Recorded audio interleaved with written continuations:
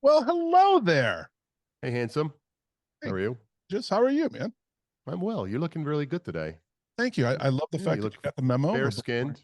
We're both wearing blue. That's good. Yes, indeed. My blue is a little bit bluer than yours, but that's okay. It's Yours okay. looks a little faded.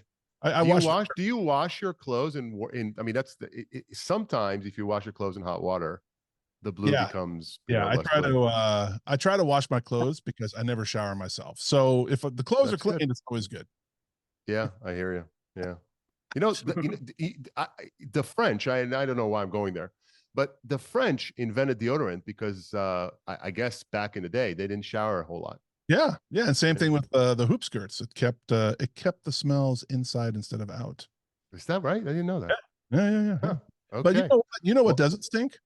what does not Our stink? guest today. Our guest is one. Ah, what a great segue. That was well Thank you. done. Yeah, I was going to say it stinks for her that it's midnight where she yeah. I is, whereas know. it is the I middle of the know. afternoon for us. But I know, out in Lebanon, and that's not yeah, Lebanon, Ohio. That's Lebanon, Lebanon, out in the Middle East. She is graciously joining our podcast and spending some time with us to talk about her wonderful self and her fantastic history. And you want? Let's just dive into it. You want? why don't we dive into it, PJ? All right. Well, our guest today is Nadine Chammas, the founder of the Life Director and a pioneering social impact strategist, a life mentor, a motivational speaker, an award-winning singer, and entrepreneur. Born in Lebanon and now based in Dubai, even though she's in Lebanon right now, Nadine's journey includes having produced more than 250 theater plays and opened an academy for performing arts and the first ever edutainment center in Dubai. She has created innovative programs like drama therapy and hosted counseling sessions on I'm going to mess it up, Arabia. Al Wow. Arabiya. There you go. It's not that hard. Sorry, geez. It's only I, like three syllables. I need coffee. She Yeah. is also the first certified female stage hypnotist in the Middle East. Don't let her get her hooks on you. And a singer I whose want to hear all about that. That's yeah, I know, wild. Okay. I know, and a singer whose music has received millions of downloads on YouTube. As with all of our guests, Nadine has been tested by life. She ended up having to close the edutainment center, which was a gut punch that she said felt like the erasure of all of her efforts and achievements. Later that same year, she was diagnosed with breast cancer and was forced to stop and focus on her healing journey. We are so grateful that you're here with us today, Nadine. We have both Tal and I have personal histories in this. We know the journey. We're so glad that you made it. More recently, she is the author of The Stage is Yours, a book for which she has received Outstanding Visionary Award at the Education 2.0 conference, and which, by the way, some guy named Stephen Covey, whoever he is, has praised. Of course, we know who Stephen Covey is. Nadine forms the book interactively with live audiences, and it revolves around the idea that each of us is the director of the stage of our own life. It includes themes like resetting our stage, examining our backstage crew, recasting our supporting actors, and rewriting our life scenarios. And Nadine, by the way, since I'm based in Chicago, when I rewrite my life history, I'm either going to be Oprah Winfrey or Al Capone. But anyway, let's just keep That's that. great. Yeah. I see you as Oprah Winfrey too. Yeah, Yeah, I see that. Yeah. that's a talk we're going to have offline. Anyway, Okay. Nadine, thank you so much for joining us today on the Braving Business podcast. Thank you so much for hosting me. And it's been a long time. We've waited and we rescheduled many times, but now I'm very happy that I'm here with you. And thank you again for hosting me. And yes, the stage is yours now. Well, that's great, Nadine. Thank you. Since life is a stage, and we'll be talking about that later on. It's great to have you on. And you have had quite a journey. You started in Lebanon. You moved to Dubai at a young age, and had a whole lot of interesting experiences that led to you being innovative. So Nadine, I'm glad to have the opportunity to have you on. And you've lived a remarkable life. You've broken ground in so many interesting and different ways. Let's start with the beginning of your journey. You moved from Lebanon to Dubai at a young age. What motivated you to make such a significant move? It was an opportunity for me to move to Dubai because I got the opportunity to be singing in a restaurant that was owned by a Lebanese guy who was in Lebanon as well. I was singing at his restaurant, and he told me, "Why don't you come to Dubai and sing for us?" And actually it's a Lebanese restaurant. So I said, "Why not? Why not to How old try were you? this?" How old were I you? was like 21. Got you. Mm-hmm. And at the same time, there was a contest in the university to write a script for the festival in Dubai in the summer festival for kids. And I wrote a script that was always accepted. So I had two opportunities at the same time, happening at the same time. And this is how I moved to Dubai. Got you. So you were 21 years old. How did your family feel about you moving? Were they supportive? My family, at that moment, my father and mother were dead. Oh, So I'm it sorry to hear was that. a year of transformation. It was a year of taking decisions. And maybe that was what made me say yes, because I wanted to have a change and I want to start it all over after I lost my father and mother. And I said, why not go and see what Dubai will offer me. Mm, wow. Well, first of all, sorry that you went through that. That's terrible. But clearly it was a fantastic move for you. Doing two things at once, being able to delight people not only in Lebanon but also out in Dubai, and then also to have this writing this writing contest that you entered and you got to win. So you know, through your bio, we've learned that you've worn many hats throughout your career. You've done so many things, from theater director to advocate to or for social change to an award-winning singer, and now you're an author and a life coach. Whew. So, like, how did these early experiences, things with your family, you moving to Dubai, you taking advantage of opportunities that were given to you and that presented to yourself or presented to you, you were able to take advantage of them. How did those early experiences in the arts shape your approach to business and to personal development? When you're an artist, we know something that you are a creative person. So I put all my creative talents in everything that I was doing. And whatever I was doing, I tried to bring the best out of me as an artist. So in Dubai, I created many concepts. I've been an entrepreneur. I've done many things. But the one thing that I didn't lose is my identity as an artist. So everything that I've been doing was fueled by that artistic background that I was born with. So I think that being an artist shaped a lot of my life and made me overcome many things in life and see them as a theater play. So for me, I was always an actor in all the stories that I was living. So that was giving me that motivation and the feeling that I can do that. Yes, as an actor, I can do this, I can do that. So I think that this is what gave me a credit in what I'm doing now in life. Wow. So you are an actor, basically. I love that, actually, that you're an actor in your own life, right? Like, this is Yeah. what you do, and this is the part that you play. And yeah, Well, we'll talk more about it when we talk about our book. But what's really interesting about that, I have long used the term stage manage to describe how I felt at different moments in my life, where I felt that getting the outcomes I wanted required me to be very, very mindful of the staging of a situation. Yeah. And it's actually a skill. So I look forward to hearing.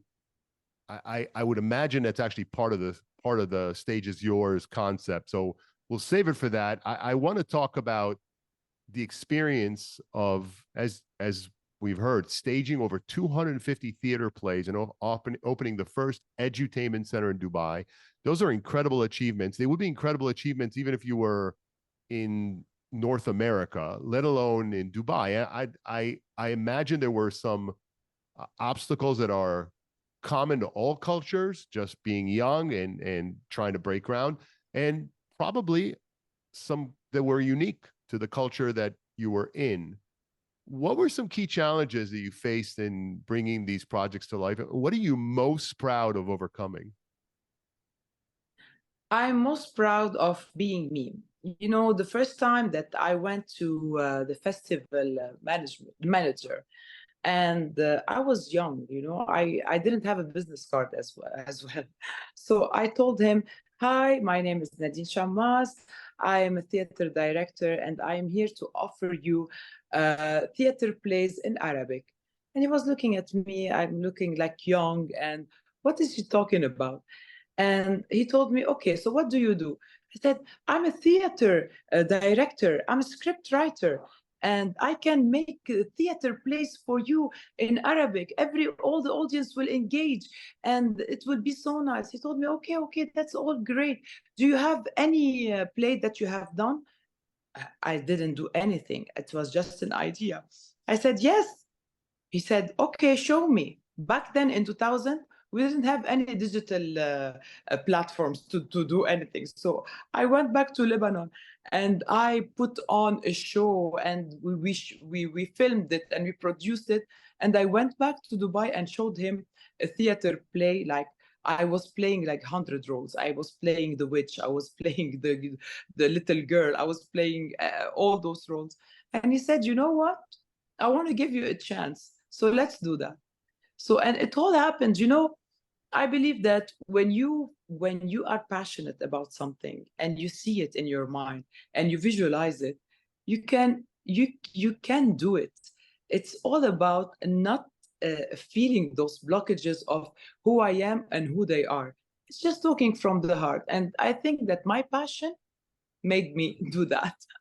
That's so, there's so much to unpack there. And you know, as PJ knows, I when I hear something that I think has got a ton to teach people, and frankly, I learn. I try to unpack it, so I'm going to unpack it. I loved your answer. I would have never considered, you know, if someone had asked me that question, I don't think I would have said being me, but that is such an important thing. Authenticity, being the true version of yourself at all times is something to be incredibly proud of, particularly when being your true self might arguably, when you're young, when you haven't necessarily proven yourself, come with the risk of being rejected.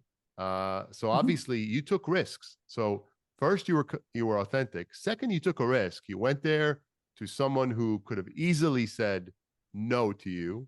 A lot of people, out of fear, avoid putting themselves in situations where they can get a yes, thinking that they're going to get a no. And then you were truthful, right? So when he asked you, "What have you done?" You know, there are people out there that would have lied or would have embellished, Yep. embellished their story. You didn't. But something about you, and I can see what it is. It's pretty evident just sitting here and looking at you on a screen.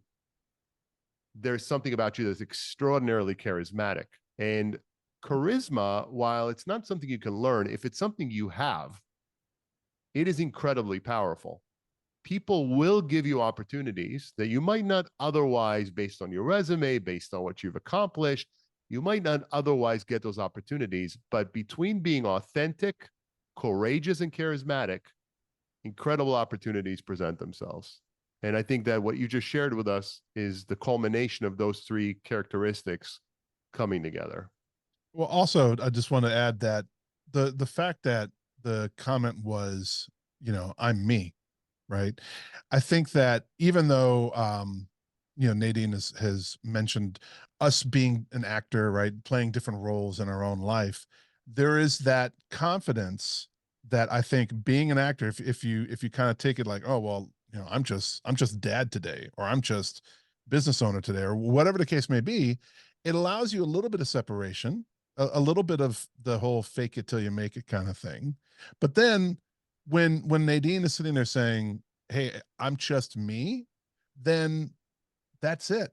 What else do you have to lose? You're not going to lose anything. So I think there's that. It also provides a foundation of confidence, right? There's courageousness, which you mentioned, but there's also confidence, and I think that's awesome. It's wonderful. Yeah, I agree. Well, let's talk about some setbacks, right? You mentioned the disappointment of having to close the Edutainment Center. So you reach great success. You bring your sisters from Lebanon, and then things go south. You know, there's a recession, the economy's not doing well, and you end up having to close the Edutainment Center, and then you get a breast cancer diagnosis. What was going through your mind during these dark moments? You know, at this moment, there was a lot of things going on, and actually, I was not aware of them. You know, we learn to, like, you want to hide what is going on really in your life. You will always want to feel that you are strong, and you want to show the world that you are always strong. But at some point in your life will put you in a place where you need to deal with your own struggles, and you have to be vulnerable enough, and you have to say that, listen, I'm not okay. Now I need help. And I think that it was an accumulation of many emotional things that was going on in my life that made me sit and realize that now it's time for me to heal. And it was all when I was diagnosed with cancer. So I said, you know what? Life is important. Life is a gift. And all my life, I was like running, doing, I want to do that, do something else. But now it's time for me to sit with myself and heal my wounds, because I was hurt, and I was feeling homesick. I was going through a grief, and I didn't know how to deal with it. So I think that that was the time for me to sit in the director's chair and observe my life and analyze what was going wrong, what was going right, and what do I want to do with my next chapter. I love this. I love this compartmentalization, right? I mean, it's good because, you know, as I mentioned, Tal, he's had some definite personal experience with breast cancer. My gorgeous wife is on the end of her treatments for breast cancer. Thank God everything's coming out okay. Yeah. But talk about, you know, in America we talk about curveballs, right, which is a baseball term where something comes kind of unexpectedly. It's not what you expect to be thrown at you. And you know, breast cancer is a terrible curveball. But I also love the fact that you kind of went with it, you assess everything.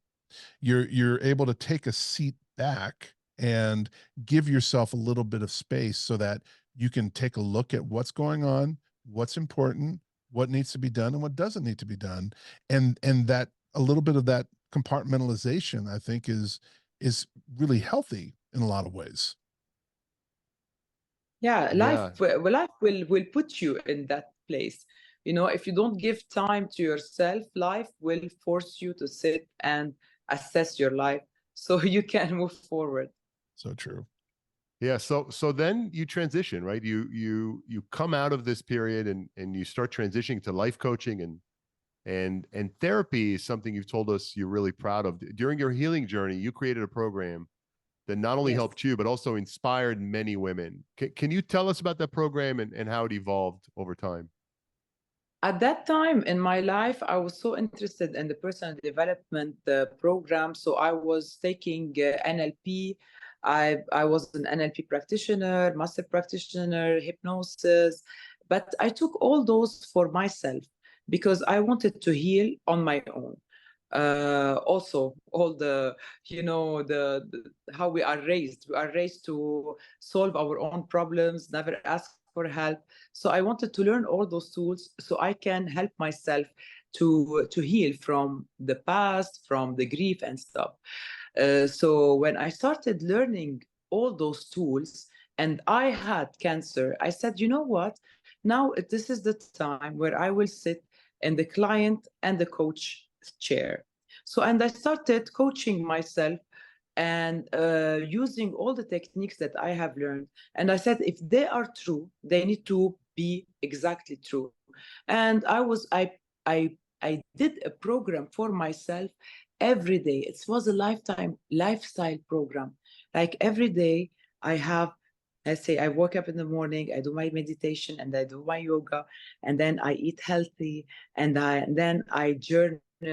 I do all those exercises that I learned, and after some period of time, it was paying off. It was so doing so well. People started seeing the changes in me and started asking me, "What are you doing? You're going into a cancer treatment, and you look so happy and like grateful." And I told them, "You know what? I'm just applying what I have learned. I'm walking the talk." So, and this is how I was asked to do a program about how to cope with the journey of breast cancer. And it took me a year to do that, because during that year, I was experiencing all those tools. And I'm happy that people got really inspired. And I was asked to be a speaker in many of the breast cancer awareness conferences. And I had a lot of women just to get in touch with their um themselves and ask themselves, where is it in me, what what caused that to happen? You know, every time we just heal, we heal on the surface, but actually the wound is inside. So if we ask ourselves, what is it there that caused that pain or caused that sickness, we can really not get to the answer, but get to the awareness of it. So living in the awareness is the key of moving forward. I think that's great. You know, one of the things that you're really talking about, first of all, you know, you mentioned waking up and doing your meditation, which Tal is a huge proponent of, and then you know, you do yoga, I do yogurt, same thing.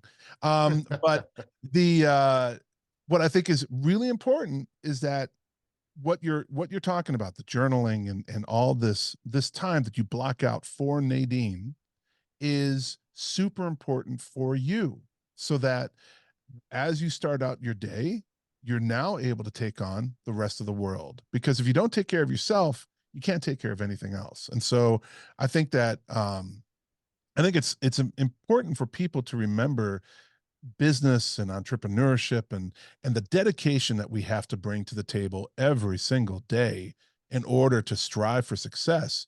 You cannot forget you. You can't forget looking out after you. So I'm really happy you brought that up. Sure. Nate, I have a follow-up. I'm curious, you know, right? As PJ said, I'm a huge proponent of everything you spoke of: meditation, journaling. These are things I do in my personal life. I think they're critically important. I encourage my children to do them. My children are adults now, so they don't really listen to me. They listened to you when they were younger? Not so much. Not so much. So I want to understand, you know, you come from a culture where I would not expect there to be a tremendous amount of openness to self-reflection, wellness practices that you know, of the kind you're talking about. So first of all, set me straight. First, am I wrong? Is this more prevalent than I would think in Arab culture? And if not, how did you overcome the stigma or even ridicule? We live in Lebanon. Actually, we live those things without knowing them. And when you move far from your country and from your culture, you start wanting to find things that will reconnect you to who you are. So in Lebanon, I used to live in the mountains. I used to meditate without meditating, because there was nature all around me. I used to listen to the birds. I was watching the stars all night, waiting for the sun to rise. So I was living in that meditative state without me forcing it to happen. And when you move away from your country and you want to reconnect with yourself, so you will find similar tools that will reconnect you. And meditation, when I learned meditation, it was not unnormal for me. It was familiar because I know the feeling. I've known it before. So meditating, doing yoga, it was something that that was very helpful for me, but it was always familiar where I used to live. Okay, so doing. So it's familiar to you, but in the culture, how common is it for people to even talk about meditation or journaling or any of these, any of these Normal daily very practice. commonly used things in the Western world, but are they prevalent? And if if they're not prevalent, how do you overcome any stigma there might be associated with it, such as it's weak or I mean, I grew up in the Middle East myself, and I remember that there was sort of a mockery of these kinds of concepts. Yes, yes. I think because in the university I learned acting and directing. So those were the things that we had to learn: how to journal, how to write a script, how to visualize. So I think also my degree helped me a lot to connect to these tools. And also we've learned from many movements in Lebanon. Let's say the scout, we used to go in the nature, so we used to contemplate and listen to the nature. So I think these things were random, yet when I started studying them, were more specific. So I understood that the impact of them, maybe we had them, but we didn't realize that they really matter. Very cool. So let's talk a little bit more about theater and the arts. So your book, very powerful book, The Stage is Yours. So we provided a little bit of glimpse about what this book is about, but if you could please help our audience understand like the main themes and what you hope the readers will take away from it. The Stage is Yours is the book that I started writing in 2014 or 15. 2015, I started writing my story. And I sat in the director's chair and I said, listen, I was talking to myself. If I was the director of my life and my life was just a story, what was what is it about? Why did I created all this? If I am responsible of everything that happened to me in my life, what was the learning? And The Stage is Yours is the book that I reveal who I am, and I encourage people to be who they are, say their true self, talk their own truth, and really make their life the greatest show on earth. Because from me, this is how I understand life. From me as an artist, all my life was on stage. I was performing, singing, or giving talks. So everything for me has to go with the audience, what I'm giving to the audience. So finding who you are and inspiring others is the main key insights that you take from the book. It's all about finding who you are and reveal it to the world. So I'm. It's going to sound like I'm challenging you, although I love the concept. I think it's a great concept, but I'm going to challenge you a little bit because I hope and assume that you'll be able to handle this question well, and if not, then it'll be entertaining.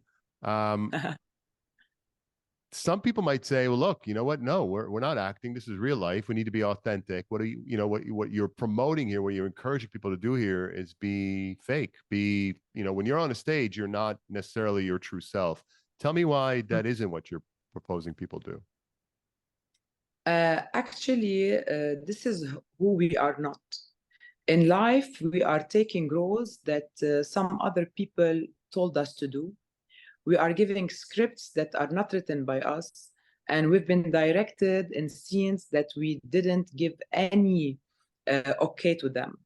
So in life, when you realize that, when you sit in the director's chair and you see exactly what's going on, you will find out that many times in your life, you are not playing your authentic self. You're playing someone else's role, or you will play a support role for someone else's story. So by realizing that, we find out that we want to be the star of our show. So I want to be the lead character in my story, and I want to direct it the way I see it right for me, that is aligned with my life purpose. So the first question that we ask, what is my life purpose? And after that, we can start writing the script of our future with awareness and with the wisdom of the past, that of all our experiences. I like it. I like it. Right. I mean, I like the fact that being in the director's chair allows you the license to kind of be a little bit more forthright about your own life. Right. I think a lot of people tend to feel like things happen to them, and Lord knows they do. Right. Like you and my wife and Tal's ex-wife battling breast cancer. These are, no one signed up for that. No one wants that. Yeah. But you know, it comes, and then how you deal with it is what's going to determine your outcome. And the fact that you came in and, you know, people were lauding you about your attitude and about your, you know, you're smiling while going into therapy. My wife and I, we made videos and we laughed and we cracked jokes, you know, the whole time going to therapy, which is, you know, how we handled it. Right? Like, you got to have fun. You got to live your life. And I love the fact that putting yourself, giving you the license in the director's chair allows you to really be a lot more comfortable with how you handle things. I think it's great.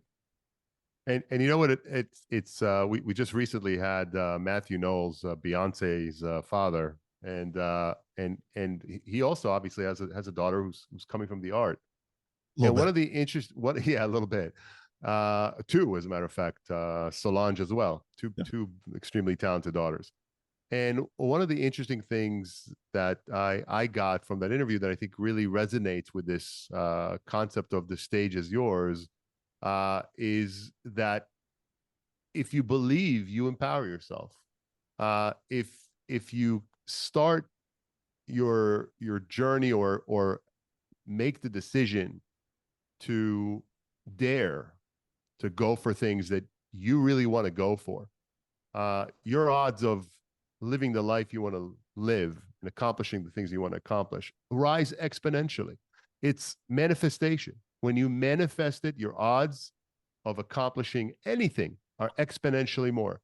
That's when life is not happening to you, it's happening for you. Let's talk about, you know, this method, the life director. So I think this is a great segue to this topic. Your method, the life director, it combines drama therapy, hypnotherapy, which I still want to talk about. How you became the first hypnotherapist in the Middle East. That's really interesting. And other tools. How did you develop this method, and what do you think makes it unique in the field of personal development? The life director method was developed throughout the years, and it was like my own experiences with my clients, with my friends, with my family, and with myself. And this is the most important thing. I always try everything on myself before talking about it. And coming from a background of acting, and everything that was said in the personal development world, like, you are the director of your life, you are responsible of everything that happens in your life, you are the creator. And then I said, you know what, sometimes I got offended. It's not always like that. We are responsible of our healing and our healing journey. Life happens, and some things happens in life, and we have to agree that This is part of our journey, yet we don't like it. But at the same time, it is very essential to help us know what is missing in our life so we can move forward and be aligned with our life purpose. So the life director method, when I wrote my book, The Stage is Yours, before two months of releasing the book, I deleted it all because I did the Wow. workshop. I deleted it. Yes, it was like, I said, you know what? This is not really authentic. This is not exactly what I want to say. I want people not only to get inspired by my story, I want to give them tools. I want them to help them to say how I did it. So I started analyzing and putting a strategy and structuring everything that I have done into formulas so everyone can help themselves and they can learn how to really engage in those tools. And I did very engaging exercises because I'm someone that look at life as a play. I want to have fun. Life is enjoyable and there's a lot to be grateful for and be happy. So all the exercises that I have created are fun and engaging, and also they are based on hypnotherapy and life coaching and NLP and neurolinguistic programming and many other modalities in the spirituality. It's all about dissociating from the event, seeing your life from 360 degree, seeing it from different positions, and in each position you can have a different insight on what is going on and get the learning and move forward. You know, there are a couple of, I want to say something about that. Then I have a question. It's really, I mean, the concept that you're talking about here, which, you know, the 360 concept is a really interesting concept. And I often talk about it to people when I'm helping them work their way through conflict. So I do coaching. And a common thread is someone is able to vividly see their point of view because it's their lived experience. They really struggle to see another point of view. And this practice you're talking about of being able to look at yourself in a 360 way also helps you be able to handle conflict better because you naturally start being able to see that there are multiple sides to an issue. So I think it's a great skill that you're teaching. I want to ask you, you talked about fun, and I think that's great, you know, and it's evident from your personality. You have a vivacious personality. But you're also an advocate for social change, which advocacy for social change comes with risk. It's serious business. Tell me how you've balanced. I don't know what you advocate for. I'd love to hear more about the things you're passionate about, but how do you balance the joie de vivre that I see all over you with this sense that you are also here and you have a purpose of making the world a better place for people who may not be able to advocate for themselves? I told you, as said before, for me, that was what I'm doing now is not a career, it's a calling. My career, I was born a singer. All I know in my life is that I'm a singer and I'm an actress. But the world of therapy, it was a calling. I was called to create that method. And believe me, many times in my life, I wanted to say, you know what?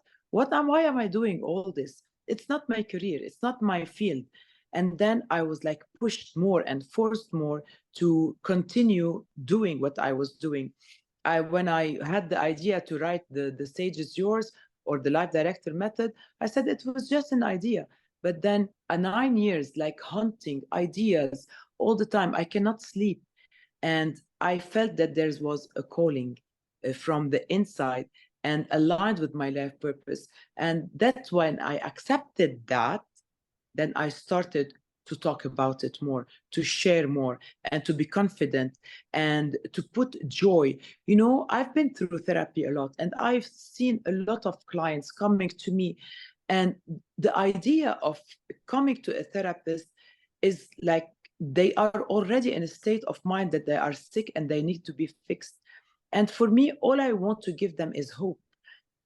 And when you create hope in people, you give them solutions, and you give them action plans, and you give them motivation and a sense that life is precious, and you are precious, and you are unique, and the world needs you. The world needs each one of us, and each one of us can contribute to do great things in this world. So, and also one thing that you want to tell the people, that I am like you. I am also struggling, even though I'm a healer, or I'm a coach, or I'm a mentor. I also need help sometimes, and we are all vulnerable. We are all going through the same things in life. So if we can join force, we can do more things better, and we can make the world a better place. Aw, that's awesome. It's awesome. So I do have a real quick question for you. So let's get into the hypnotist thing, because I'm fascinated. So how did you get into that? And is it like, doesn't someone have to want to be hypnotized in order to be hypnotized? Right? Like, you can't just make someone pretend like they're an animal if they don't Be want awesome if you could, though, right? I don't know. Can you? What's the truth? Have you made someone think they're a farm animal? Tell us the truth. Yeah. Yes. Yes, I did. I did, just to challenge my knowledge. Okay, so the first time I watched a stage hypnosis show, it was in Vegas. I was like, this is not true, and this is not real. So everything is staged, and this is not reality. It cannot be. It cannot happen like that. So, and for me, I like to question and learn. So I went and I started uh, watching and learning hypnosis, just to understand if this is true, if you can really make someone hypnotized and make them believe that they are someone else, or they can behave in a different way that they know. So I was I'd so like you to make focused. PJ think he's Donald Trump. Can you do that? going to ask You can. if Nadine can hypnotize you. I Gee, can Me? hypnotize. I'm So unhypnotizable. No, I'm pay sure money. I am. Pay Anyway, money. I'm sorry to interrupt you. I couldn't help myself. Carry on. So I will tell you the story. So I was taking the NLP master practitioner, and the master practitioner, it has hypnosis also. And they tell you, if you put your mind in something, the universe will do everything you want to make it happen. I said, you know what? I want to be a stage hypnotist. Let me see how the universe will work for me right now. So I started Googling stage hypnosis diploma, stage hypnosis certificate. I didn't find anything, but I was consistent. And one day I saw that for the first time in history, Catherine Hickland and Don Spencer are revealing the secret of stage hypnosis.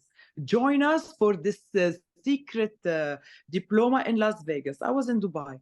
I clicked yes, I booked, and then my husband called me. Nadine, are you going to Vegas? Because the credit card goes to him. So I told him, yes.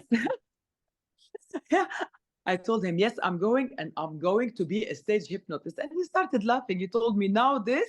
I said, yes. You know, because we watched the show together, and I told him, no, this is not real. He told me, oh my God. Okay. So I went there to Vegas, and then Don Spencer asks in the audience, we were like 25 only, who is Nadine Chammas? I said, it's me. And he told me, the minute we posted that video, you were the first one to click on it. And so imagine when you put your mind in something, actually, it proved to me that the universe really understands and listens to you if you really want to do something. So I Awesome. traveled there, and I learned the stage hypnosis. I learned hypnotherapy. I learned transformation hypnotherapy. I went 9 times to Vegas just to learn the hypnotherapy all the way, everything that has to do with the subconscious mind and how to reprogram your life. And it was a very amazing journey. And what I want to share from the stage hypnosis show is that you sometimes, under a hypnotic state of mind, you accept suggestions that are not yours. So all I want to know, that be aware of who you are believing, and ask yourself, is it true? Is it me? Before accepting someone else's opinion about you. And this is how I started doing this in Dubai, to bring in awareness. I do the stage hypnosis. Sure, it's a comedy, of course, but at the same time, all I wanted to show the audience that the subconscious mind is very powerful and he can take everything personal. So please be aware of what you are accepting in your life and ask yourself all the time, is it me? Is it true? Before you believe it. Wow. So, and usually it's PJ that says wow. I don't think I've said wow You in don't, yeah, you don't say 3 wow. seasons of the show, but Nadine Chammas, it's you're incredible. Thank you. Between your life story, what you're doing, the way you're doing it, the book that you wrote, The Stage is Yours. I recommend to our audience to go pick up that book. You do workshops, but I think you do them in the Middle East, right? Do you ever come to North America? Do you ever do any workshops here? I came to Vegas Okay. in March. Okay. I was at the Education 2.0 conference, and That's I've right. You done got an a award. You won an talk. award there. Mm-hmm. Yeah, I've done a talk about the life director method. I shared it, and it was really welcome. And now I'm going in October to Michigan also, and Nice. I will have like a tour with workshops and shows. I will be performing my book. I did in Lebanon a performance of my book, 1 hour of just performing the whole book on stage. And I was acting and singing and taking the audience into the journey of the healing and the motivation and the inspiration behind the life director method. Amazing. Well, if you're in the United States, I would love to come see you perform, and we'd love to have you Please. back on the show to tell people where they can come see you. People can find you on your website. The website is Nadine Chammas, and that's spelled Chammas. Nadine is spelled Nadine. We will have that in the show notes. If you want to access Nadine, you could do that also on Instagram. That information will also be in the show notes. Nadine, it's been a true honor and a pleasure to have you on. It's after 1 a.m. where you are. You need to get some sleep. I don't know how you look this vivacious at 1 in the morning. If you saw me in 1 in the morning, you wouldn't recognize me. You think it's a ghost. So congratulations on being able to look this good at 1 a.m. Thank you. It's been a great honor. Thank you so much for spending time with us and our audience today. Thank you so And much. Thank you. Thank you. thank you, Nadine. Thank you.